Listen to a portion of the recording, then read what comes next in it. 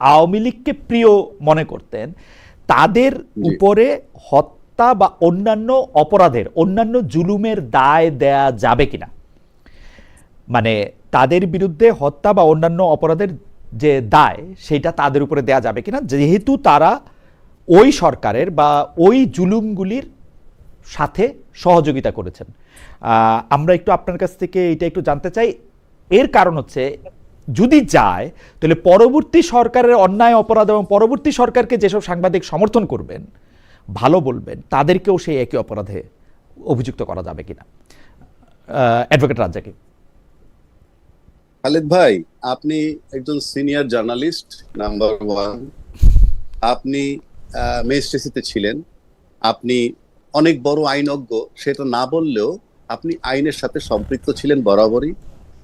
সেক্ষেত্রে আপনি নিজে জানেন যে বাংলাদেশে আইনটা কিভাবে চলে এবং আইনের প্রয়োগ কিভাবে হয়। বাক স্বাধীনতার কথা বললেন, আর বাক স্বাধীনতার কথা যদি এক লাইনে শেষ করে দিন, আমার কথা না, কোনো একটা দামি লোকের কথা, নামটা মনে নাই, যে ফ্রিডম অফ স্পিচ বলতে যা বোঝায় তা পৃথিবীর সর্বত্রই আছে এবং বাংলাদেশেও আছে, অতীতেও ছিল, এখনো আছে। কিন্তু প্রশ্ন হচ্ছে ফ্রিডম আফটার স্পিচ থাকে কিনা, দ্যাট ইজ ইম্পর্টেন্ট। অর্থাৎ আপনি বলতে পারবেন, আপনার যা মন চায় বলে গেলেন, তারপরে ফ্রিডম আফটার স্পিচ থাকে কিনা, দ্যাট ইজ ইম্পর্টেন্ট। যখনই দেখবেন যে ফ্রিডম আফটার স্পিচ নাই, তার মানে ফ্রিডম অফ স্পিচ আপনার নাই। এটা আপনি সিম্পল ব্যাটার। আর যদি জুডিশিয়ারির দিকে আসেন আপনি, বা বিচার ব্যবস্থার দিকে যদি আপনি আসেন, আপনি বলেন যে আপনি যখন খুব সুপরিকল্পিতভাবে যখন আপনি একটা বিচার বিভাগকে নির্বাহী বিভাগের অধীনে নিয়ে যাচ্ছেন, তার মানে আপনি নির্বাহী বিভাগের অধীনে গিয়ে নেওয়ার পর বিচার ব্যবস্থায় যারা বিচার কাজে নিয়োজিত থাকবেন, তাদের পাশ দিয়ে যখন নির্বাহী বিভাগের লোকগুলা হাঁটাচলা করবে, তখন তাদের বারবার মনে হবে এরা আমার নিয়োগকর্তা। এবং যখন কেউ ভাববে যে এরা আমার নিয়োগকর্তা, সেই ব্যক্তি স্বাধীনভাবে কাজ করতে পারবে না, আপনি লিখে রাখতে পারেন। এক।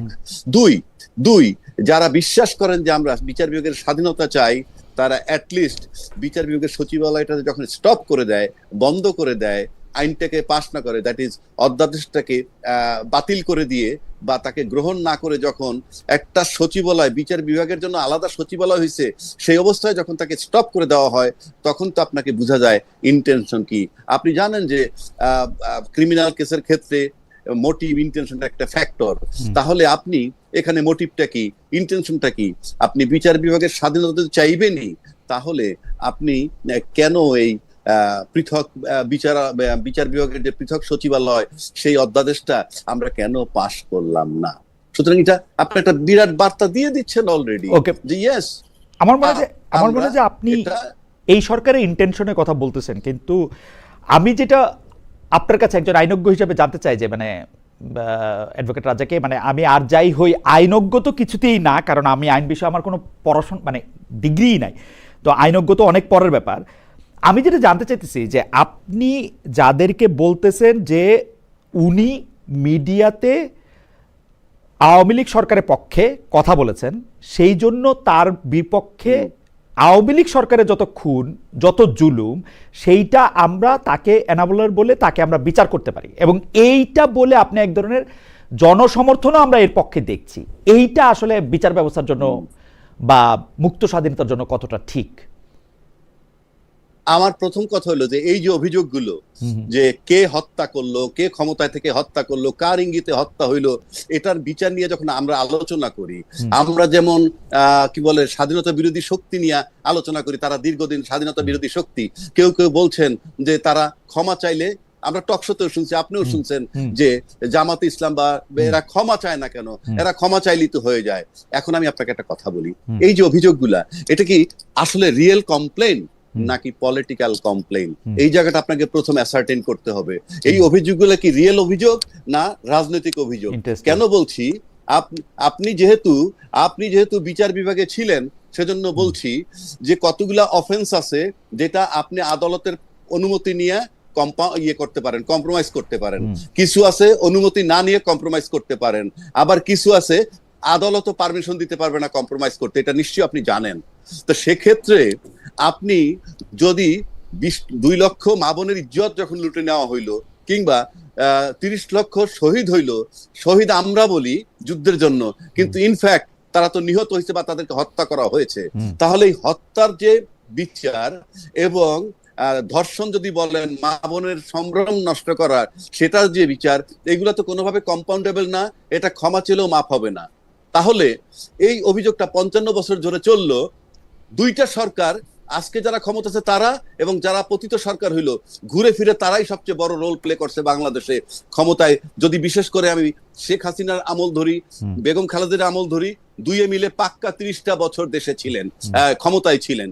তাহলে এই অভিযোগটা কি শুধুই রাজনৈতিক অভিযোগ নাকি আসলেই ক্রিমিনাল অফেন্স? ক্রিমিনাল অফেন্সের তামাদি নাই, ক্রিমিনাল অফেন্সের মাপ নাই যে অপরাধগুলো তারা করছে। তাহলে এটার বিচার কেন হচ্ছে না? অথচ চালকাল ধরে আমরা এই শব্দগুলো শুনতেছি। একইভাবে আপনি যদি শেখ হাসিনার আমলটা নিয়ে আসেন, এটা কি এখন রিয়েল কমপ্লেন না পলিটিক্যাল কমপ্লেন? যদি রিয়েল কমপ্লেন হয় বিচার করতে হবে। ইউনূস সাহেব উনি যা করে গেছেন সেখানে যদি রিয়েল কমপ্লেন থাকে বিচার করতে হবে। তাই আমার প্রশ্ন, কমপ্লেন গুলা পলিটিক্যাল নাকি কমপ্লেন গুলা রিয়েল? এইখানে আগে একটা নতুন জি রাজাকে আমি বলি, যদি আমি শেষ করছি, যদি পলিটিক্যাল কমপ্লেন হয় তাহলে আপনাদের কোনো রাইটই নেই পলিটিক্যাল ইস্যু নিয়ে 55 বছর ধরে বিতর্ক করার, নাম্বার 1। আর যদি এটা রিয়েল কমপ্লেন হয়, কারো মাফ করার অধিকার নাই, আর টিভিতে বিতর্ক করার অধিকার নাই। আপনাদের বিচার করতে হবে। আর যদি বিচার করতে না পারেন, আপনাদেরকে ব্যাখ্যা দিতে হবে কেন পারছেন না। বিচার করতে না পারলে বিতর্ক তুলবেন না, নিজেরা কুইট করবেন যার যার পজিশন থেকে, কারণ বিচার করার নৈতিক দায়িত্ব আপনার। আমার মনে হয় যে রাজাকি ভাই তার জায়গা থেকে বলছেন, এটা আমরা নিশ্চয়ই আরো এটা জানতে চাইবো। আমি একটু জনাব আকবর হোসেন আপনার কাছে আসি, যে জনাব আছে ওকে, আমার পলিউশনটা সাংবাদিকদের মধ্যেও আছে। সো ব্যাপারটাকে আপনার দেখতে হবে। জি আপনি শেষ করেন আকবর হোসেন। জি হ্যাঁ, সেই জন্য আমি বলছি যে ব্যাপারটাকে আপনি দেখতে হবে। আপনি যদি দেখেন যে এটাকে রাজনৈতিক দৃষ্টিভঙ্গি থেকে, তাহলে একটা উত্তর পাবেন, আপনি সেভাবে দেখবেন। আর যদি আপনি আইনগতভাবে দেখেন তাহলে আরেকটা উত্তর পাবেন। যেটা আমি বলছিলাম যে যদি আইনগতভাবে দেখেই থাকেন, তাহলে একটা ব্যক্তির এগেইনস্টে আজকে 2 বছরও চার্জ ফ্রেম হলো না কেন, বিচার শুরু হলো না কেন? এতদিনে তো রায় হয়ে যাওয়ার কথা ছিল। আমি একটু জনাব আকবর হোসেনের কথাটা একটু ধার করি, যে সাংবাদিকদের বিরুদ্ধে নেরেটিভ তৈরি করাটা ইজি, ওদেরকে শাস্তি দেওয়া ইজি, যেই কারণে মানে সেটা ডক্টর মোহাম্মদ ইউনূস সরকারও যেটা করেছেন, বর্তমান সরকারও সেটা কন্টিনিউই করতেছেন, মানে একটু আলাদা না। যদি আমরা একটু অ্যাডভোকেট রাজ্জাকের কাছে একটু শুনি যে অ্যাডভোকেট রাজ্জাক এটা কি মনে করেন। আমি আপনার এই যে বিচার কি বলে, যে আপনি বিশেষ করে সাংবাদিক যারা গ্রেপ্তার, যাদের কথা আপনি বলছেন, আপনি যদি ক্যাটাগরিক্যালি শুধু সাংবাদিক বলবো কেন আমি, আমার প্রশ্ন হচ্ছে যে আপনি তিনটা গ্রাউন্ড যদি সিম্পল ধরেন যে আপনার বিরুদ্ধে মামলা হয়েছে, সেটা হত্যা মামলা হোক না চুরি মামলা হোক, ডাকাতি মামলা হোক, লুটেরার মামলা, হোয়াট এভার দ্য কেসিস। ভাই যেমন আকবর ভাই যেমন বললেন সাংবাদিকদের বিরুদ্ধে হত্যা মামলা, আমি ধরে নিলাম তর্কের খাতিরে হত্যা মামলা হয়েছে, ভালো কথা। কিন্তু প্রশ্ন হচ্ছে আপনার যতক্ষণে পুলিশ রিপোর্ট না হবে, একটা পুলিশ রিপোর্ট হইল না এখন পর্যন্ত, অথচ আপনি বিনা বিচারে কাস্টডিতে, তাহলে এটাই তো সবচেয়ে বড় গ্রাউন্ড। আপনি তো এই গ্রাউন্ডেই আপনি বেল পাবেন। এখন এই যে বেলটা পাচ্ছেন না কেন, এখানে একটু আগে আমি বলে গেছি, আপনি যখন বিচার বিভাগকে নির্বাহী বিভাগের অধীনস্থ রাখবেন, তখন বিচার বিভাগের হাত পাটা বন্ধ হয়ে যায়, বাধা পড়ে যায়। কারণ আপনি যদি আমি যদি ভাবতে থাকি সবসময় খালেদ মহিউদ্দিন সাহেবের দেখে, জানি উনি তো আমার নিয়োগকর্তা, উনি যখন নিয়োগকর্তা, ওনার সিদ্ধান্তের জন্য আমি বসে থাকবো। সুতরাং ওই সিদ্ধান্ত যতক্ষণে না হবে, ততক্ষণে আপনি যে আশাগুলো করছেন সেগুলো হবে না। আরেকটা কথা বলি আপনাকে, এই যে বললো ভাই লয়ারে করাপ্ট আছে, জার্নালিস্টে আছে, আমলাতে আছে, বিজনেসম্যানে আছে, ইয়েস আছে। কিভাবে? আপনি যখনই দেখবেন কারো অস্বাভাবিক গ্রোথ হয়, অস্বাভাবিক গ্রোথ কোনটা? Financial growth. আপনি খালেদ মহিউদ্দিন সাহেব, আপনি যদি ভাবেন যে আপনি বাড়তি কোনো সুবিধা আর্ন করবেন না, অথচ আপনি এমপি মন্ত্রী হলে মানুষ বলবে একসময় উনি যাদের বিরুদ্ধে আন্দোলন করছে তাদের দলে যোগ দিয়া এখন এমপি মন্ত্রী হইয়া চুপ করে বসে আছে। এই চুপ করে বসে থাকা কিন্তু তার ব্যক্তিত্বহীনতার লক্ষণ। কিন্তু তাহলে চুপ করে বসে আছেন কেন? যারা টিভির টকশোর মাধ্যমে পরিচিত হয়েছেন তারা কিন্তু এমপি হইয়া বাড়তি পরিচিত হন নাই, কিন্তু এই ব্লেমটা নিচ্ছেন কেন? Because anyway he is benefited. আর এই বেনিফিটটাকে কিন্তু ক্যালকুলেট করবেন শুধুই টাকা দিয়া, শুধুই টাকা দিয়া, শুধুই টাকা দিয়া। আমি একটু মাঝখানে একটু আপনাকে প্রশ্ন করি যে আপনি বিচার বিভাগের স্বাধীনতার কথাটা এবং বিচার বিভাগ নির্বাহী বিভাগের অধীনে অধীনে থাকার কথাটা আপনি বারবার যেহেতু আনছেন, সেই জন্য আমি বলি আসলে বিচার বিভাগ প্র্যাকটিক্যালি বাংলাদেশ থেকে আলাদা হয়ে গেছে। সুপ্রিম কোর্ট যেদিন 1998 সালে রায় দিয়েছে তারপরে সরকার বিভিন্নভাবে এটা মানছে, যতটুকু মানছে মানে নাই। কিন্তু এখন যেটা অবস্থা, সেই অবস্থার মধ্যে আমি ট্রায়াল কোর্টের কথা জানি, যেহেতু আপনি আমাকে বলছেন যে আমার অনেক বন্ধু বান্ধব অনুজ অগ্রজ তারা রয়েছেন ট্রায়াল কোর্টে, তারা কিন্তু অনেক সময় অনেক রায় দেন, সে রায় দিয়ে সাফার করেন, যেহেতু তাদেরকে বদলি করা যায়, তাদেরকে অন্য জায়গায় দিয়ে দেওয়া যায়, থেকে প্রত্যাহার করা যায়। কিন্তু আমাদের এটা অ্যাপিলেট কোর্ট আছে, যে কোর্টটার মধ্যে দুইটা ভাগ, একটা হাইকোর্ট একটা অ্যাপিলেট ডিভিশন। এই দুইটা অ্যাপিলেট কোর্টও কেন ওই জায়গাগুলি দেখতে পায় না? আমার তাদের তো ক্ষমতা আছে দেখার, যেটা আছে। আর আমি আপনাদের কাছে যেটা বিচার দিতে চাই সেটা হলো কি, আমি কিন্তু যে বয়সে কম থাকলেও আমি দেখেছি ইভেন হুসেন মোহাম্মদ এরশাদের আমলে, পরে বেগম খালেদা জিয়ার প্রথম আমলে, পরে আমার নিজের চোখে দেখা শেখ হাসিনার আমলে কিন্তু আপনারা আইনজীবীরা যেই জজ সাহেব আসলে খারাপ রায় দিচ্ছেন, তার কোর্ট আপনারা ঘোষণা দিয়ে আপনারা যেটাকে বলা হচ্ছে বয়কট করতেছেন, যে ওনার কোর্টে আর কোনো মামলা নিয়ে যাবেন না। আমরা কিন্তু এরকম কোনো কিছু এখন আর দেখি না, কারণ আপনাদের সুবিধা হয়। আপনারা যায় হচ্ছে ওই কোর্টের থেকে ওইটা আপনি নিয়ে আসেন। উচ্চ আদালত বলে কিন্তু এখন আসলে কিছু নাই। আপনি যতই সরকারের কাছে দোষ দেন, উচ্চ আদালত বা আপিল আদালত এবং যে আইনজীবীদের যে ভূমিকা পালন করার কথা, সেইটা আমরা দেখি না। এটা আমার একটা মন্তব্য, আপনি যদি এটা সম্পর্কে একটু বলেন। ভাই আমি আপনাকে খুব সহজভাবে, খালেদ ভাই, আচ্ছা আপনার তো ধারণা আছে যে বর্তমান বাজারে রাজ্জাকি কোন কোর্টে এপিয়ার করবে, মনে করেন রাজ্জাকিরে চেনে, সব কোর্ট চেনে, টিভিতে কথা বলি সে কারণে চেনে, কিন্তু এখন আমি খালি কোর্টে গিয়ে হাজির হয়ে বলবো আমি এই হিয়ারিংটা করব, আমার 5 লাখ টাকা ফি দিবেন, কথাটা কি যৌক্তিক আদৌ? কথার কথা বলছি আমি, কথাটা তো যৌক্তিক না। মানে আমি কোর্টে গেলে আমাকে 10 লাখ দিতে হবে কেন? এই ইনজাস্টিসটা কেন? when I am confident যে আমি কোর্টে গেলে আমি যেটা চাইবো সেটা পাইবো, তখনই আপনি এরকম টাকা চাইতে পারবেন। 1 2, যে ক্লায়েন্ট আপনার কাছে যাবে সে ক্লায়েন্টও বাংলাদেশের রাজনীতির আলোকে বিবেচনা করতে সক্ষম হন যে কাকে ধরলে পরে আমি কোর্ট থেকে এই বেনিফিট গুলা নিতে পারবো। ঠিক সেই লোকটাকে গিয়েই ধরে। আপনি যদি 5ই আগস্টের আগের সেট অফ লয়ার্স দেখেন, আমরা যদি দেখি সুপ্রিম কোর্টে যারা প্র্যাকটিস করছে রেগুলার, তারা তখনকার সময় 5ই আগস্টের পূর্ব পর্যন্ত যারা খুব মেধাবী লয়ার ছিল ইত্যাদি ইত্যাদি, তারা যখন 5ই আগস্টের পর চট করে চলে গেল, তখন কিন্তু মেধাবী আরেকটা গ্রুপ কিন্তু চলে আসলো। মেধা সরকার চলে যাওয়ার সঙ্গে সঙ্গে মেধাও চলে গেছে। যাই যেভাবে আপনি নেন, কিন্তু আবার আরেকটা সেট তো আছে। যেমন আমি আপনাকে আরো সহজভাবে বলি, ধরেন বাংলাদেশে 50 লক্ষ টাকা, 50 লক্ষ স্পটে চাঁদাবাজি, কথার কথা বলছি, একটা চাঁদাবাজি হয়। এটা 5ই আগস্ট পর্যন্ত আওয়ামী লীগ সরকার ক্ষমতায় ছিল। আচ্ছা 5ই আগস্টের পর তো যখন আওয়ামী লীগ চলে গেল, সেই চাঁদাবাজির জায়গাগুলোও তো খালি হয়ে গেল, সেগুলোও তো ছিল না। কিন্তু 6ই আগস্ট থেকে কি সেই জায়গাগুলো পূরণ হয় নাই? কারা পূরণ করেছে? মানে কারা পূরণ করেছে? যারা এখন সরকারের ক্ষমতায় আছে তারা। আমি সেটা জানি না, এই যে আপনি বললেন, কিন্তু আমি বলছি জায়গাটা তো খালি নাই। জায়গা খালি নাই, জায়গা তো খালি থাকার কথা ছিল। জায়গাটা তো খালি থাকার কথা ছিল if you are honest, if your political party is honest, অথবা if Yunus government is honest, if XYZ is honest. No, জায়গাগুলো পূরণ হয়ে গেছে এবং সেভাবে চলমান। তো এই যদি সিস্টেম হয়, আমার একটা জায়গা অন্তত দরকার। যে সংস্কারের কথা দীর্ঘ 18 মাস বলা হইলো, সব বাদ দেন, শুধু একটা জায়গায় যদি সংস্কার হয় যে বিচার বিভাগটা সম্পূর্ণ আলাদা, তার উপরে কোনো ভয়। রাজাকি ভাই আপনি আমাকে বলেন তো, আমার যত ক্ষমতা কনস্টিটিউশনালি, আমি একটা চেয়ারে বসতেছি, আমি 3rd ক্লাস ম্যাজিস্ট্রেট হিসেবে এজলাসে বসছি, সেই ক্ষমতা আমি নিতে পারি না। আমার কাছে মনে হচ্ছে যে আমি একটা লোককে 5,000 টাকা জরিমানা করে দিতে পারবো, 6 মাস জেল দিয়ে দিতে পারবো। এই ক্ষমতা তো ঐশ্বরিক ক্ষমতা। যারা ওই চেয়ারে বসতেছেন কনস্টিটিউশনালি, জেলা জজ হইতে হইতে তারা সচিবের পদমর্যাদায় বেতন পাচ্ছেন, সুবিধা পাচ্ছেন।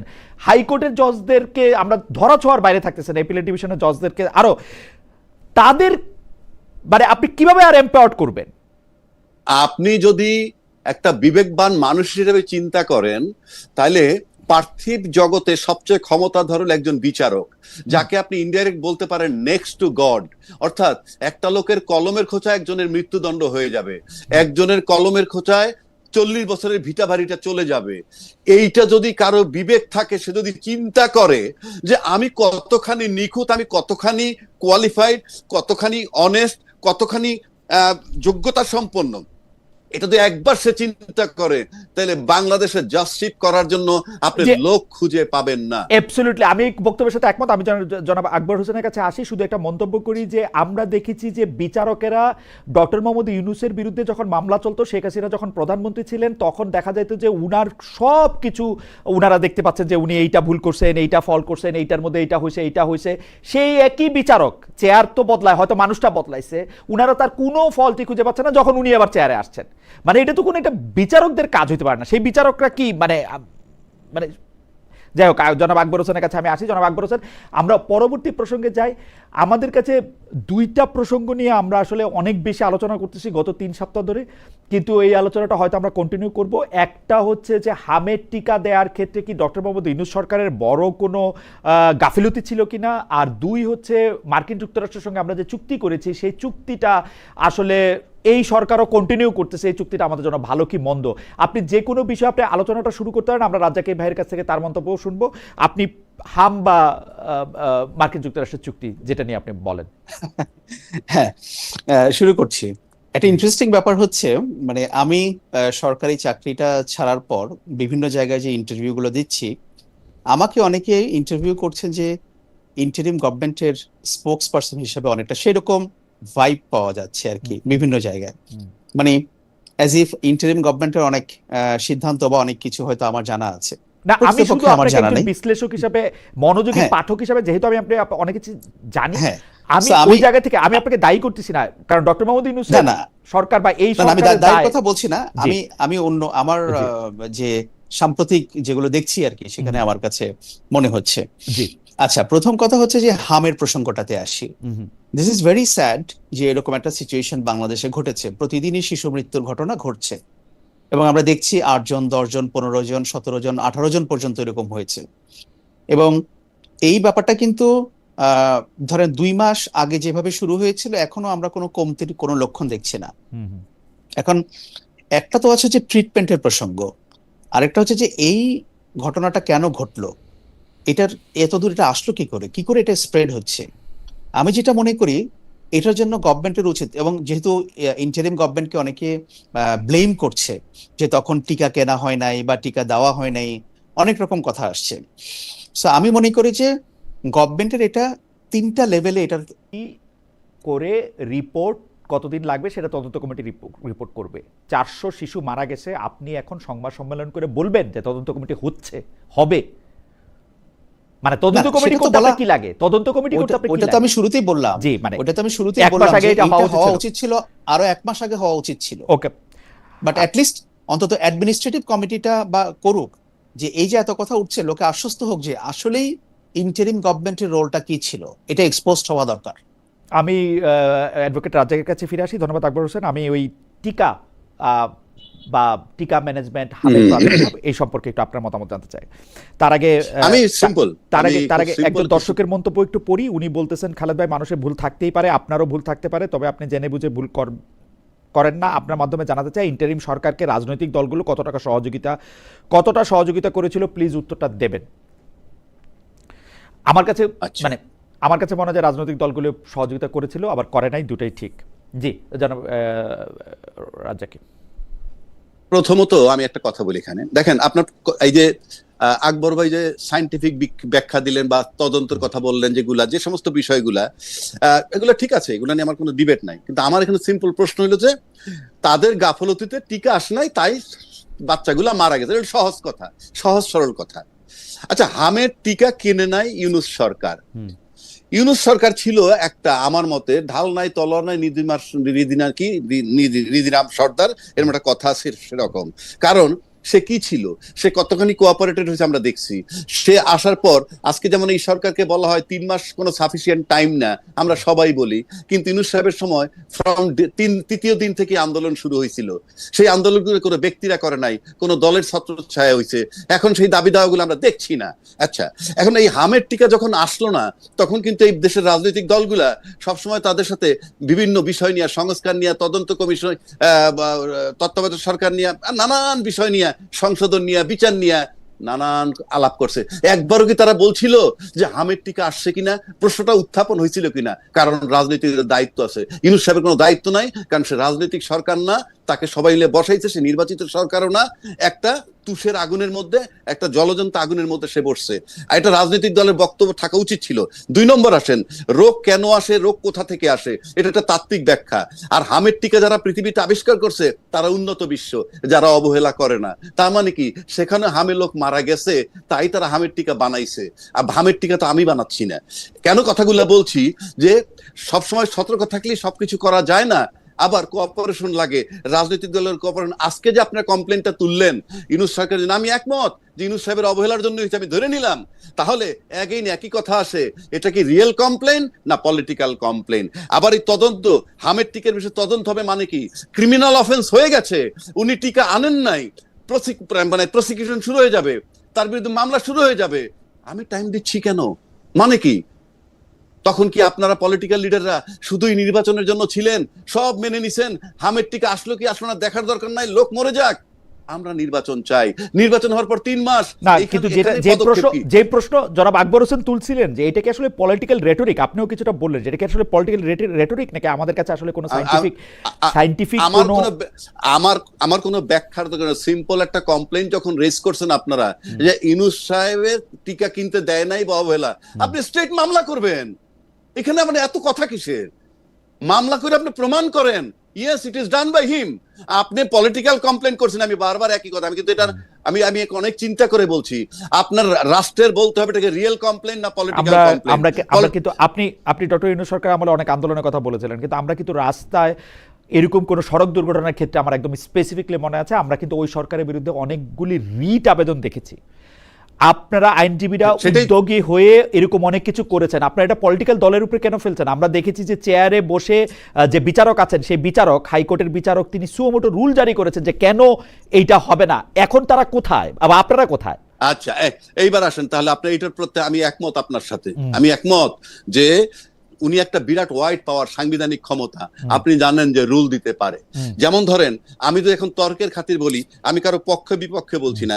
যেমন ধরুন, আপনি এখনো বলছেন যে আপনি সংবিধান মোতাবেক আছেন, আমরা বারবার কিন্তু বলতেছি সংবিধান মোতাবেক আছি, কিন্তু নির্বাচনটা সংবিধান মোতাবেক হয় নাই, আমি 100% নিশ্চিত।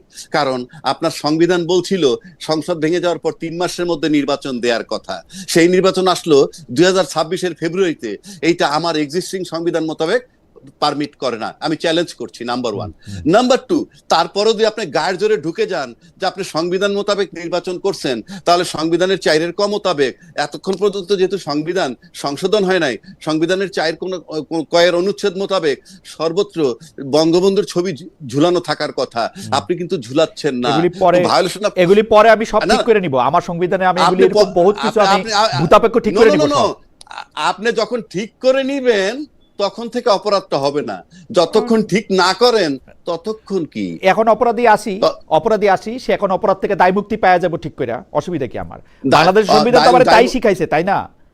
বাংলাদেশের সংবিধান তো আমাকে বলে নাই যে আগে ঠিক করে পরে ভালো কাজ করব, আমি দেখছি আগে ভালো কাজ করে পরে এটা ঠিক করব।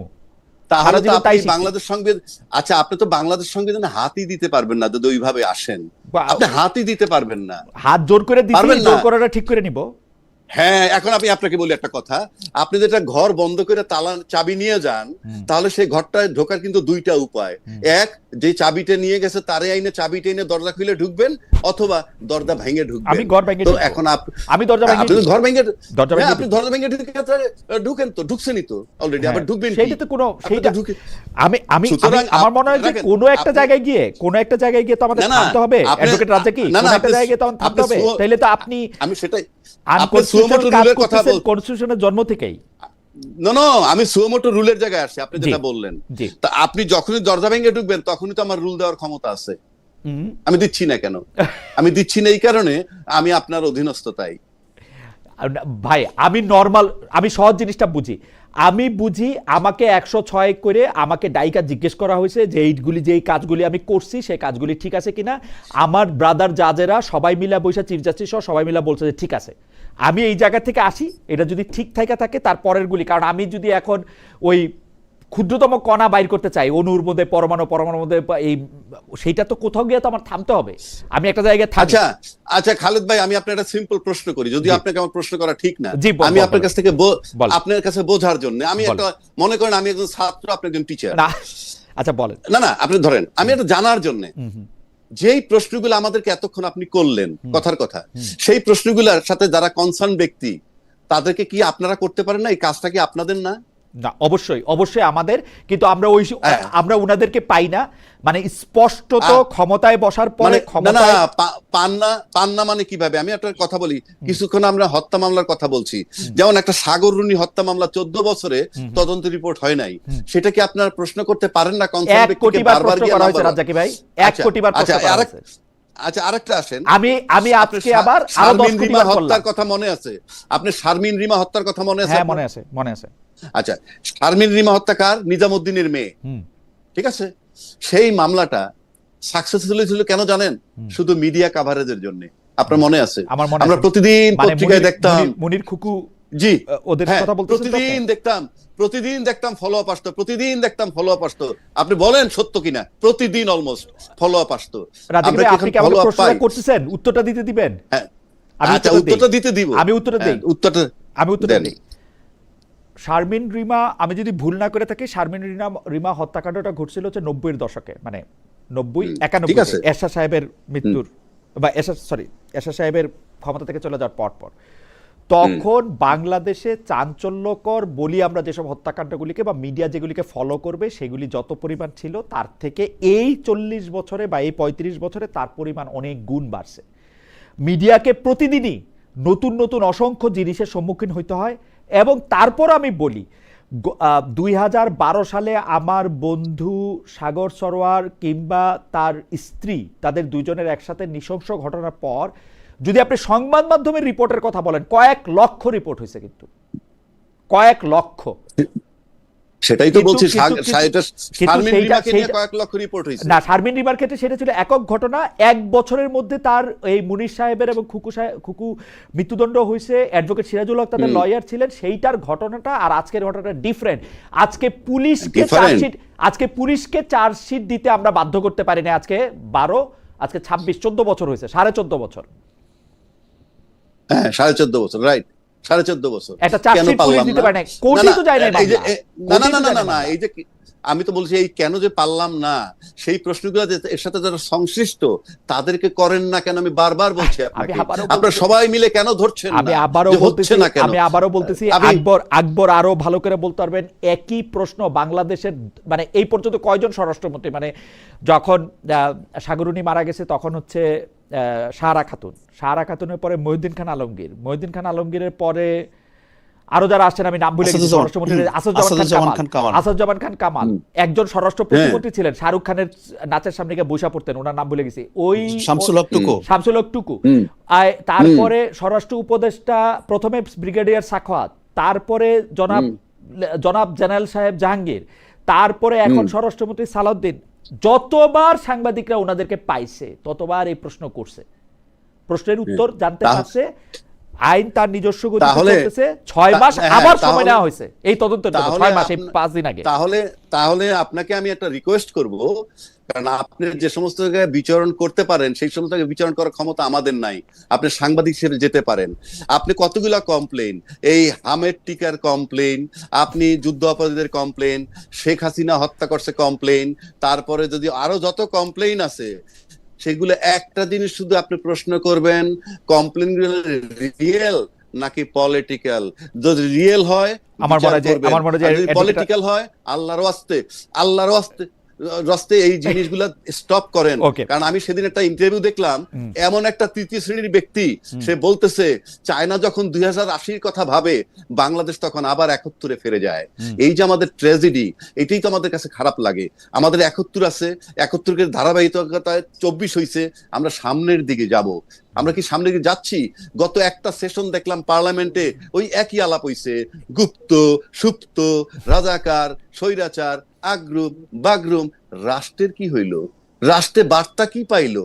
আপনি আমাকে বলেন তো গত 1 মাস আমরা কি বার্তা ওকে, পাইলাম আমরা আবার আসবো আপনার পার্লামেন্ট কাছে, থেকে? জনাব রাজ্জাকি। আমি এখানে দেখতে পাচ্ছি যে একজন দর্শক জসউদ্দিন, উনি বলতেছেন যে একই মত, একই রকম কেস, সবাই ইউনুসের লোক, সবাই একই মতের গেজ দিয়ে হাম নিয়ে কথা বলবে, কে ভালো আর্গুমেন্ট হচ্ছে না, সবাই ইউনুসের লোক। ফ্যান্টাস্টিক আপনার অবজারভেশনটা, আপনার অবজারভেশনে আমি ডক্টর রাজ্জাকি, অ্যাডভোকেট রাজ্জাকি, আপনার কাছ থেকে একটু আলোচনাটা শুরু করি। আপনি খুব অল্প কথায় যদি মার্কিন যুক্তরাষ্ট্রের সঙ্গে যে চুক্তিটা হয়েছে এবং সেই চুক্তির ধারাবাহিকতায় বিএনপি সরকারও বলতেছে চুক্তিটা অনেক ভালো, নিশ্চয়ই তারা রাখতেছেও চুক্তিটা, এইটা নিয়ে একটু আপনার মতামত একটু শুনতে চাই। এটা জনগণের সামনে আসা উচিত কিনা, তারপর এটা আমরা দেখব। জনাব আকবর হোসেনের কাছে আপনি বলার পর আমরা একটু শুনবো। আচ্ছা, এটা যদি আপনি আমাকে প্লেন ভাবে বলি, আমি আজকে একটা পত্রিকায় রিপোর্ট দেখলাম, ফরিদা ইয়াসমিন নাকি যে একটা ইন্টারভিউতে উপদেষ্টা ছিলেন, আমার নামটা ভুল হইতে পারে, যায় না, ফরিদা ইয়াসমিন সম্ভব, উনি বলছেন যে এই চুক্তিটা যখন হয়েছে, আমি কিন্তু আপনাকে এই চুক্তিটা ইন ডিটেলস আমি জানি সেটা বলবো না, যা শুনতেছি সেটা।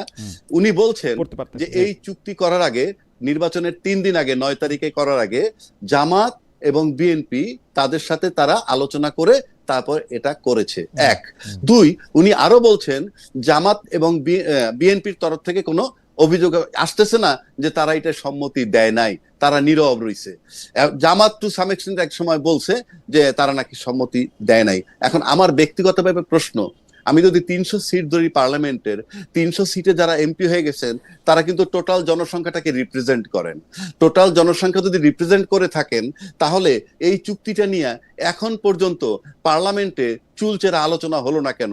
কারণ ওই ফরিদা ইয়াসমিন এটাও বলছেন যে এই চুক্তি 60 দিনের নোটিশে বাতিল করার অপশন আছে, এই চুক্তি নবায়ন করার অপশন আছে, এই চুক্তি নিয়ে সবাই মতামত নিয়ে যে কোনো রিভিউ করতে পারে, সবকিছু আছে। তাহলে আমরা এই যে, যেমন আপনি আমাকে প্রশ্নটা করলেন আমেরিকার চুক্তি নিয়ে, এই আমেরিকার চুক্তি নিয়ে কনসার্ন যারা, তাদেরকে তো জোরালোভাবে প্রশ্ন করা উচিত।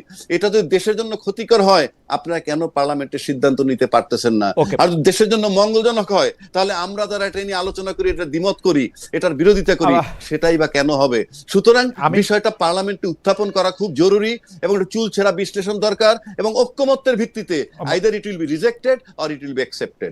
আমি একটু জনাব আকবর হোসেনের কাছে এই চুক্তিটার ব্যাপারে একটু শুনতে চাই। যে চুক্তিটা প্রথমেই, মানে আমি বলি যে 9 ফেব্রুয়ারি করা হয়েছে, 12 ফেব্রুয়ারি নির্বাচন হয়েছে, এবং এই চুক্তিটার বিষয়বস্তু জনাব রাজ্জাকি বলছেন যে তিনি পড়ছেন না, কিন্তু এটি পড়া যায় আসলে, এখন এটি চুক্তিটি প্রকাশ্যভাবেই আছে।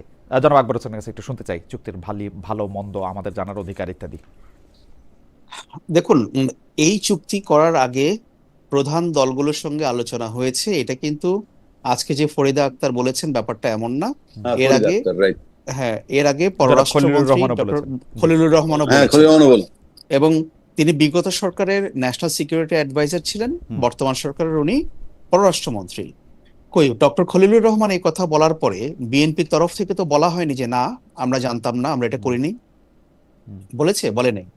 বা জামায়াত একটু ইংরাজি ভাবে বলেছে, বাট খুব স্ট্রংলি তারা বলে না, মাঝে মধ্যে চুপ থাকে, মাঝে মধ্যে তারা অন্যদেরকে দিয়ে বলায় এরকম। এবং এনসিপি কিছু বলে না, এনসিপি কিছু বলে না কেন, সেইটা আমার কাছে রহস্যময় লাগে। তিন রকম। আপনি একদম ঠিক বলছেন যে বিএনপি এটা অস্বীকার করে নাই, খলিলুর রহমানের কথা যে বিএনপি জামাতের সাথে কথা হয়েছে, জামাত প্রথমে বলেছিল যে তাদের সাথে কোনো কথা হয় না, কিন্তু এটা নিয়ে তারা পাল্টা কোনো কিছু বলে না। আর এনসিপি এটা নিয়ে একদম চুপচাপ। এনসিপি, আমি একটা কথা বলি যে ইন্টারিম গভর্নমেন্ট, প্রফেসর ইউনূসের নেতৃত্বে যে সরকার ছিল বাংলাদেশে 1 বছর সামথিং, যাই হোক, এই সরকার এমন কোনো সিদ্ধান্ত নেয়নি, এমন একটা সিদ্ধান্তও নেয়নি যেখানে either BNP or Jamaat or এনসিপির ইনফ্লুয়েন্স ছিল না। এমন একটা সিদ্ধান্ত এই সরকার নেয়নি আমার জানা মতে। ইদার বিএনপি জানতো, নয়তো জামাত জানতো।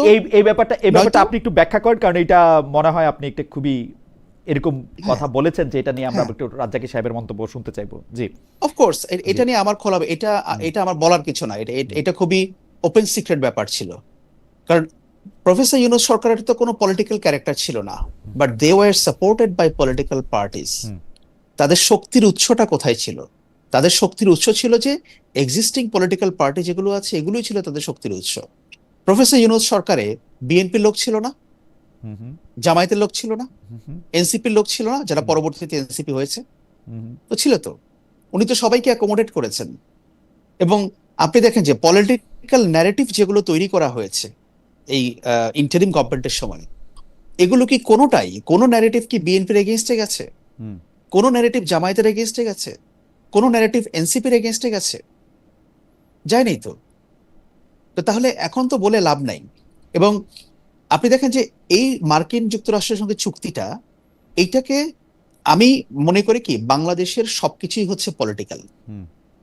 এখানে আপনি রাজনৈতিক লেন্সের বাইরে আপনি কোনো কিছুকে বিচার করতে পারবেন না। এবং মার্কিন এই চুক্তিটা, এটা একটা ভূ রাজনৈতিক একটা কৌশলগত দিক। এর মাধ্যমে আমরা কি পাবো আর কি পাবো না এই আলোচনা যতটা না করা হচ্ছে, হুম। তার চাইতে বড় প্রশ্ন হচ্ছে যে এই চুক্তিটাকে বা এই ধরনের একটা চুক্তি না করে আমরা এফোর্ড করতে পারতাম কিনা। আমি এইটাই জানতে চাইতেছিলাম যে ডক্টর মোহাম্মদ ইউনূসের উপর, ডক্টর মোহাম্মদ ইউনূস সরকারের উপর কি এরকম চাপ ছিল যে এইটা আপনি 9 তারিখেই আপনি এটা সাইন করেন, স্টিল 12 তারিখে একটা ইলেকশন আছে, 17 তারিখে একটা ক্ষমতার দেখুন পাতা বদল আছে। ডক্টর মোহাম্মদ, আমি বলি যে ডক্টর মোহাম্মদ ইউনূসের সরকার এমন অনেক কাজ করেছে, হুম। কারণ দেখেন যে এই সরকারটা বাংলাদেশে আর কখনো ফিরে আসবে না হুম। হুম। এই কম্পোজিশনে, হুম। যে একই ব্যক্তি সমন্বয়ে বা একই স্ট্রাকচারে কিন্তু না, এই এটা আর হবে সরকারটা না। ফিরে আসবে না। হুম। হুম। হ্যাঁ, তো এই সরকারটা এমন কিছু কাজ করে দিয়ে গেছে, তারা মনে করেছে যে নির্বাচনে যে জিতুক তাদের জন্য সহজ হয়ে যাক কাজটা, সেটাই তারা করেছে। তারা না চাইলে এটা করতে পারতো, তারা না সিরিয়াসলি চাইলে এটা করতে মানে পারতো। আমার কাছে এক সপ্তাহ কিন্তু, পরে করলে, আমার কাছে কিন্তু এটা এক সপ্তাহ চিরকালীন, পরে করলে, হ্যাঁ এক সপ্তাহ পরে করলে হ্যাঁ। আমার কাছে এটা চিরকালের ধাঁধা যে মানে এটা মানে ডক্টর মোহাম্মদ ইউনূস সরকারের এটা কেন করতে হইলো। এটা কি এরকম হইতে পারে জনাব আকবর, যেহেতু নিরাপত্তা উপদেষ্টা সেই সময়কার বর্তমানে পররাষ্ট্রমন্ত্রী হয়েছেন, সেই নিরাপত্তা উপদেষ্টা ডক্টর মোহাম্মদ ইউনূসকে ভুল বুঝিয়ে চুক্তিটা করেছিলেন? এটা কি হইতে মানে ভুল বুঝিয়ে বা ঠিক বুঝিয়ে আমি জানি না, মানে ইনফ্লুয়েন্স করে? No, no, not at all, not at all. মানে আপনাকে জিনিসটাকে দেখতে হবে, জি আপনাকে জিনিসটাকে দেখতে হবে একটা, যেটা আমি বললাম যে আপনি একটা ব্রডার পলিটিক্যাল স্পেকট্রামে দেখেন। হুম, ডক্টর ইউনূস ভুল বোঝার মতো কোনো মানুষ না যে ওনাকে কেউ ভুল বুঝিয়ে দিবেন আর উনি ভুল বুঝে ফেললেন। হুম, একটা হাইলি সেন্সিটিভ টাইমে কেন এই চুক্তিটা স্বাক্ষর করতে হলো? আমি যেটা বললাম যে এটা 1 মাস পরে হলে তো এমন কোনো ক্ষতি ছিল না, একটা বা 1 সপ্তাহ, ঠিক আছে, এটা আমার কাছে, ইলেকশনের আগে আগে। এটা আমার কাছে হ্যাঁ, একটা তো তাহলে ধাঁধার মতো। তো আপনার এখন, কাছে জবাবটা কি আপনি বলেন তো, কেন করলেন উনি? এখন শুনেন, আমাদের এখানে যে ভূ রাজনীতি, আমরা হ্যাঁ। আমেরিকান এক্সেসের বাইরে যেতে পারবো না। পারলাম না, রাইট। হ্যাঁ, আমরা পারবো না। আমাদের সঙ্গে আমাদের এই 5ই আগস্ট পরবর্তী সময়ে আমাদের যে একটা নতুন ভূ রাজনৈতিক বাস্তবতা তৈরি হয়েছে, এখানে আমাদের বিগ নেইবার্স যারা আছে বা বিগ নেইবার যারা আছে, তাদেরকে কন্টেইন করার জন্য আমাদের আমেরিকার কাছ থেকে একটা কন্টিনিউয়াস পলিটিক্যাল সাপোর্ট দরকার, অফকোর্স দরকার। কারণ মার্কিন যুক্তরাষ্ট্র যদি সেই রাজনৈতিক সমর্থনটা বাংলাদেশের প্রতি না রাখে, বা ইউনূস সরকার বলেন বা পরবর্তীতে যে সরকারগুলোই আসবে তাদের প্রতি যদি না থাকে, বাংলাদেশের রাজনৈতিক স্থিতিশীলতাই বলেন, তখন সেটা বিপন্ন হবে। কে বিপন্ন করবে? অন্যরা বিপন্ন করবে। তখন আমেরিকা সেখানে তারা আর কোনো রোল প্লে করার জন্য সুযোগ থাকবে না। আমেরিকা এরকম একটা চাপ, বা আমি যদি এটাকে সোজা টেনিদার ভাষায় বলি যে ব্ল্যাকমেইলিং কি করতেছিল বাংলাদেশে, যে না তোমরা যদি এটা না করো এটার মধ্যে এটা হবে? না, ব্যাপারটা না ব্ল্যাকমেইলিং করার কোনো বিষয় না। মানে মানে আমি যেটা জানতে চাইছি যে আপনি যেটা বললেন সেটাতে হচ্ছে যে আমেরিকার চাপটা সহ্য করার জন্য বা হজম করার জন্য বাংলাদেশের চুক্তিটা করা দরকার ছিল। ডক্টর ইউনূসের বিবেচনায় কি আমেরিকার চাপটা হজম করা নাকি বাংলাদেশের জন্য ভালো করা, কোনটা ছিল? মানে কেন আমি বলতেছি, উনি তো ইচ্ছা করলে এটা 1 সপ্তাহ ডেফার করতে পারতেন, যে না আপনি 1 সপ্তাহ পরে করেন, আমি নাই এখন, আর ক্ষমতায় নাই, 1 সপ্তাহ পরে করতে পারতেন। হ্যাঁ হ্যাঁ, করতে পারতেন। উনি হয়তো করেন নাই, কারণ উনি তো ভেবেছেন যে ঠিক আছে, যারা পরবর্তীতে নির্বাচনে জিতে ক্ষমতায় আসবে আমি তাদের জন্য কাজটাকে ইজি করে দিয়ে যাই। কেন তারা সাইনটা করতে পারতো না ইজিলি? মানে এই সাইনটা করা এত করতে পারতো না। এই কষ্ট যে এখন এখন এখন যেরকম হলো, এখন তো সেই সরকার চলে গেছে, এখন তো সেই সরকার চলে গেছে, সরকার নতুন চলে সরকার গিয়ে, আসছে। সরকার চলে গিয়ে এখন যদি তাই না? এই সরকার যদি এটা না রাখতে চায় তাহলে এটা ডিফিকাল্ট। হ্যাঁ। সরকার যদি এটাকে পরিবর্তন করতে চায় তাহলে এটা ডিফিকাল্ট আন্তর্জাতিক সম্পর্কের ক্ষেত্রে। হ্যাঁ। কিন্তু যদি আচ্ছা, এটা ঠিক আছে। সরকারের উপরে ছেড়ে দেওয়া হইতো তাহলে তো এটা ওর জন্য সহজ ছিল। খালেদ ভাই, জি লেট মি এক্সপ্লেইন দিস, জি। Just let me put it in context. জি। যে ধরেন বিএনপি সরকার এই চুক্তিটাকে বাতিল করতে পারছে না, একটা রাষ্ট্রের সঙ্গে যখন রাষ্ট্রের চুক্তি হয় এটা বাতিল করা যাবে না, রাইট। ঠিক আছে, ফাইন, এটা আমি মানি। তাহলে তারা একটা পাবলিক স্টেটমেন্ট দিত পররাষ্ট্রমন্ত্রী, যে লোক এটা হয়েছে বিগত সময়ে, বা প্রধানমন্ত্রী দিক, এটা আমরা অসহায়, আমরা না পারতে এটা মেনে নিচ্ছি, হ্যাঁ আমরা পার্লামেন্টে এটা ডিসকাস করব, আসি, কিন্তু আমাদের কোনো উপায় ছিল না, বিগত সরকার করে গেছে, আমরা দিতে পারবে এই সরকার? না পারবে না Do কেন, they have পারবে that না কেন, courage? পারবে না Akbar, do they have that Akbar, courage? Akbar আপনি তাদের তো, কি সেই সাহস আছে? আকবর আপনি তো, আমি আমি আমি স্ট্রেট না না পারবে না, প্রশ্ন করছি। পারবে না, কারণ পারবে না। যদি এইটা এই সরকার মুখ দিয়া বলে এটা সরাসরি আমেরিকার বিরুদ্ধে বিদ্রোহ ঘোষণা করা হবে। এটা এখন Exactly, এটা এখন বিএনপিও exactly. পারবে না, জামাতও পারবে না। এইটা হ্যাঁ। ডক্টর মোহাম্মদ ইউনূস সরকার এই দুটি দলের উপর এবং এনসিপির উপর যারা বাংলাদেশটা চালাবে তাদের উপর একটা বোঝা, 50,000 মনের বোঝা একটা চাপিয়ে দিয়ে গেছে। No, not at all. কি করে চাপিয়ে দিয়েছে? তাহলে তারা বলুক না যে আমাদের সঙ্গে ডিসকাস করে নাই।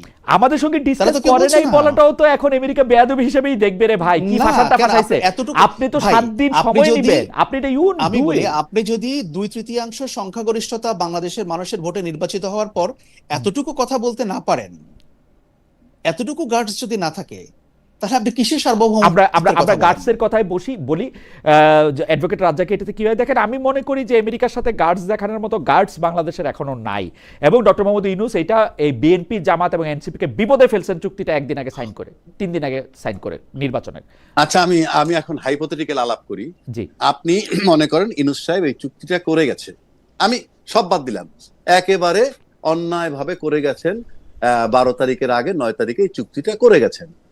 আপনি যেটা বললেন আমেরিকার বিরুদ্ধে কিছু বলার নাই, এই চুক্তি না মানাও, বাতিল করাও কঠিন, সব, তাহলে আমরা ইউনূস চ্যাপ্টারটা ক্লোজ করে আমরা এটা সমাধান খুঁজতে হবে। এইটা আমি এখন আলোচনা করতেছি, যখন চুক্তি আকবর সাহেবের কথাটা ধরে বলছি, আমি যেহেতু জানি, আমরা যেটা ভার্সন পাই সেটা, খলিল সাহেব বলছিলেন জামাত বিএনপির সাথে আলাপ করে কথা বলছে, এই চুক্তি করছে, ফরিদা পারভিন ওই একই কথা বলছে। যদি তাই হয়, আক্তার। আপনি কি তখন জানতেন না যে এই চুক্তি ইউনূস সাহেব চলে যাওয়ার পরেও বাতিল করা যাবে না? এটা যদি জানেন চূড়ান্ত ভাবে, কারণ আমেরিকা এমন একটা দেশ, সেই চুক্তি না করে দিয়ে খালি মৌখিক এম্বার্গো দিত সরকারকে, যে তুমি আমার অনুমতি ছাড়া ওখান থেকে তেল আনতে পারবে না, সেটাও মানতে হইতো।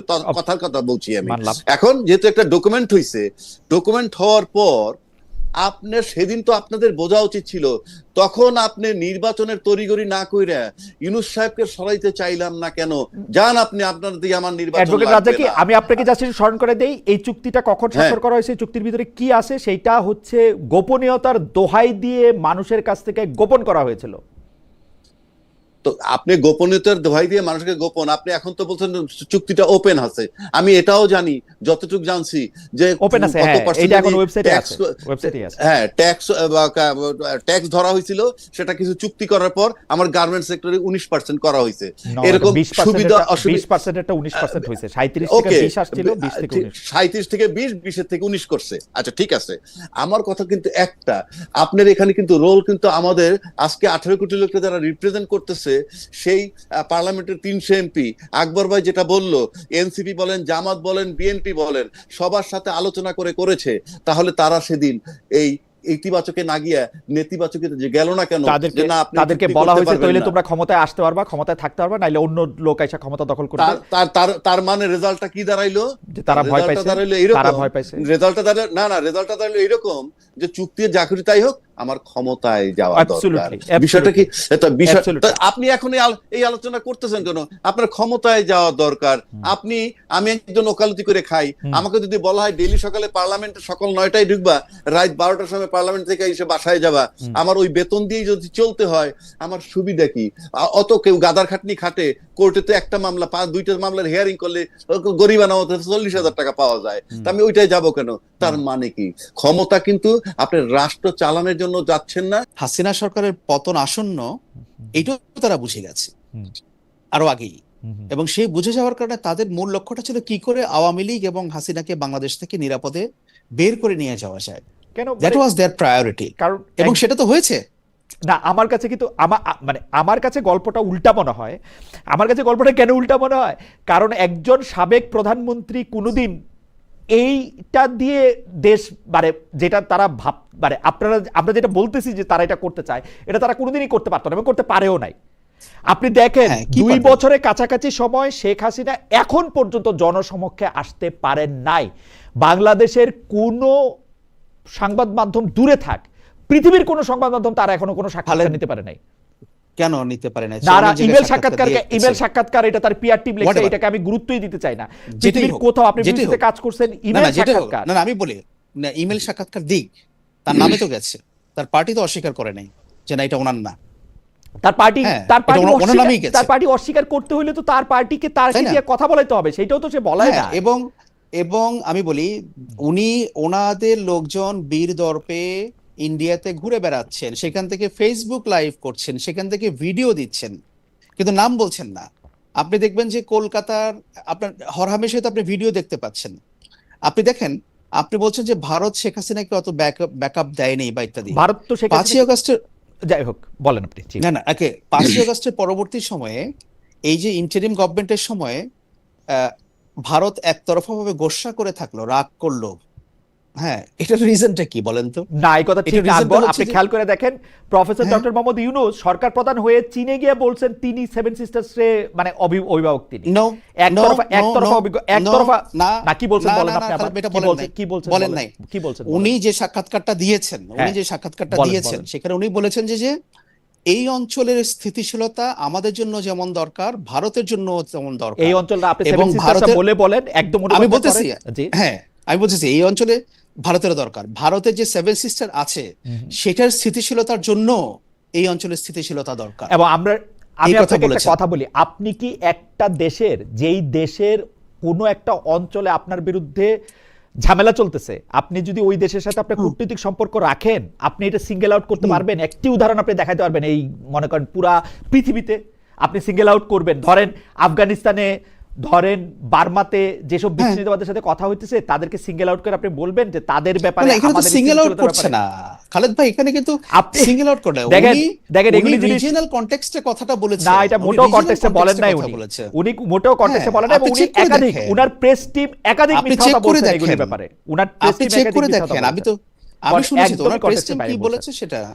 ওকে, হ্যাঁ। ওকে, ঠিক উনি আছে, যে- এটা আপনার মন্তব্য, আমি এটা নিশ্চয়ই এটা দেখবো। আমি একটু জনাব রাজ্জাককে আপনার কাছে যেতে চাই, যে পশ্চিমবঙ্গের নির্বাচন এবং সেটা নিয়ে পশ্চিমবঙ্গের নির্বাচনে বিজেপির আশা, সেটা নিয়ে আসলে একটা মন্তব্য করলেন জনাব আকবর হোসেন। আপনার মন্তব্য একটু শুনতে চাই। তার আগে একজন দর্শক, উনি বলতেছেন ইমরান খান উনার নাম, উনি বলছেন খালেদ ভাই ইউনূস স্যারের ইন্টারভিউ না পেয়ে খুব কষ্ট পেয়েছিলেন, বলছি এবার কি তারেক স্যারের ইন্টারভিউর জন্য অভয় পাচ্ছেন?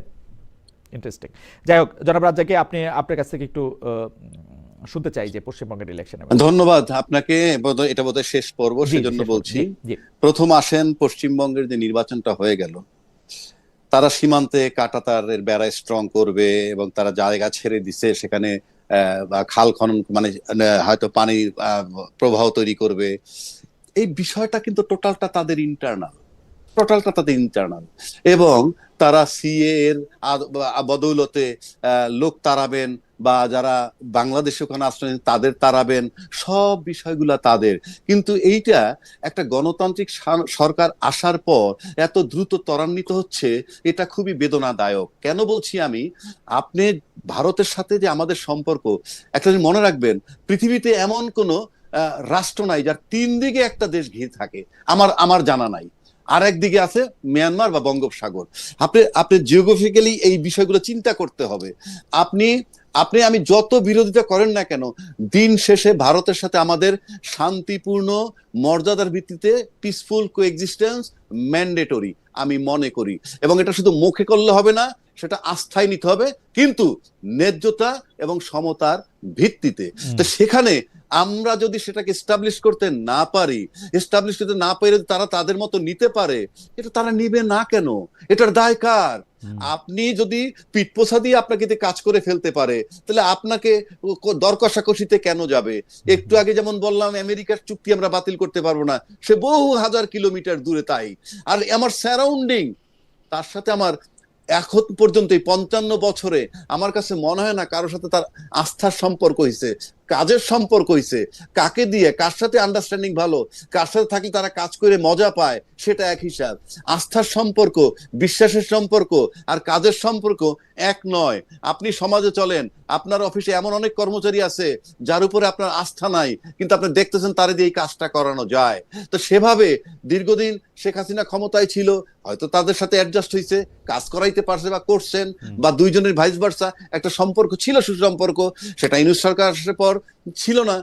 এবং ওই যে কথাটা আপনি বললেন অস্থিতিশীলতার কথা, ইয়েস, ইউনূস সাহেব বলছিলেন, না, আমি এটা মানতে রাজি না। ইউনূস সরকার আইসা সবার প্রথমে যে বিলটা দেওয়ার কথা বলছে সেটা হচ্ছে আদানির বিদ্যুতের বিল। একটি ভারতীয় চুক্তিও শেখ হাসিনা যেগুলি করছে একটাও তো উনি বাইরেও করে নাই, উনি দেখাও নাই। খুবই অপমানজনকভাবে বারবার ভারত, আকবর ঠিক কথা বলছে, গোসা করছে এই চুক্তি আমরা করবো না, ওইটা আমরা বন্ধ করে দিছি, ওইটা আমরা বন্ধ করে দিছি। আমি শফিক সাহেবের জিজ্ঞেস করছি সরকারের মুখপাত্র, আপনারা এটার জবাব দেন না কেন? উনি বলছে যে সব বিষয়ে জবাব দেওয়া তো হয় না, আমরা একটু কূটনীতিবাদ চলছে। একটা বিষয় তো শেখ হাসিনার ইয়ার থেকে বাইরে হয় নাই ডক্টর মোহাম্মদ ইউনূস সরকার। সেটাই তো বলতেছি। সুতরাং আমি জিজ্ঞেস করছি ভাই 26 লাখ ভারতীয় বলে এনে চাকরি করতো, এরা কই? ওই ওর পররাষ্ট্র উপদেষ্টা বলে যে ওইটা আমরা এমনি বলছি, না কি পররাষ্ট্র উপদেষ্টার কাছ থেকে শুই না, আসিফ নজরুল বলছে, আসিফ নজরুল থেকে শুই না তৌহিদ হোসেন বলছে, এক মানে সার্কাস। না, তাহলে সবগুলা কি দাঁড়াইলো? যে আপনি ইন্ডিয়ার বিরুদ্ধে যে অভিযোগগুলো আসছে 26 লক্ষ লোক কাজ করে, এগুলা ভেগ হয়ে গেল না? একেবারে তো ভেগ হয়ে গেল। এই যে আসে যায় ভেগ কথা বলতে কিছু আসে যায়, কিছু আসে যায় তো না, কিছু আসে যায় না। আমি সেজন্য বলছি, আপনি আমার দেশের বর্তমান যে রাজনৈতিক পরিস্থিতি, তাতে আমরা হয়তো ইন্টারনালি পিসফুল থাকতে পারি। কেন থাকতে পারি সেটা বলি। কারণ বাংলাদেশে এরকম নজিরবিহীন নির্বাচন আর হয় নাই, যেখানে গণভোট দুইবার গইনা দুইটা প্রজ্ঞাপন দিছে এবং 10 লাখ লোক বাতিল, 10 লাখ ভোট বাতিল হইছে। এগুলো কিন্তু সবই কোশ্চেন মার্ক। এই যখন হয় তখন আমার ইন্টারনাল প্রবলেম হবে না। কেন হবে না? এনসিপি যে কয়টা আসন পাইছে তারা হয়তো 5 বছর টিকে থেকে তার দল গুছানোর চেষ্টা করবে। জামাত চিন্তা করবে আমি 68টা সিট পাইছি, আমি এটা ভাঙবো না, আমি দল আমি 68টা সিট ভাঙবো না। কেন? আমি 68টা সিট ভবিষ্যতে পাই কিনা। এই যে সমঝোতা করে চলা, এতে হয়তো আপনি 18 কোটি লোককে ধোকা দিতে পারবেন বাংলাদেশের। কিন্তু আপনি যখন এক্সটার্নাল বিষয়ে যাচ্ছেন, এখন এক্সটার্নাল আপনি you are to face 3 countries at least, China, America এবং ইন্ডিয়া। এই 3টা দেশে ফেস করার সময় আপনি বলতে পারবেন না আমি এটা নির্বাচন যাতে হয় সেই খাতিরে বলছি, কথার কথা বলছি। এইগুলা কিছুই হবে না। সুতরাং you have to face the consequence, যে কিভাবে মোকাবেলা করবেন সেটার জন্য খুবই চৌকস, মেধাসম্পন্ন, দক্ষ এই সমস্ত লোক দরকার, যেটা আমি এখন পর্যন্ত দেখি নাই এই ক্যাবিনেটের মধ্যে, যারা নাকি শুভেন্দু অধিকারীর ফেস করতে পারে। শুভেন্দু অধিকারী সেদিন বলে ফেললো কি, যে আমরা যা বলছি আগে নির্বাচনের সময়, এখন আর আমরা কারো বিরুদ্ধে কিছু নাই। সুতরাং আপনি জনগণকে যেভাবে বুঝাবেন, আমরা এটা না হলে নির্বাচন হইতো না, আমার মনে হয় আমরা শেষ করি, ওটা না হলে নির্বাচন। এখন এই 3 দেশকে বুঝান, 3 দেশকে বুঝাইয়া দেশের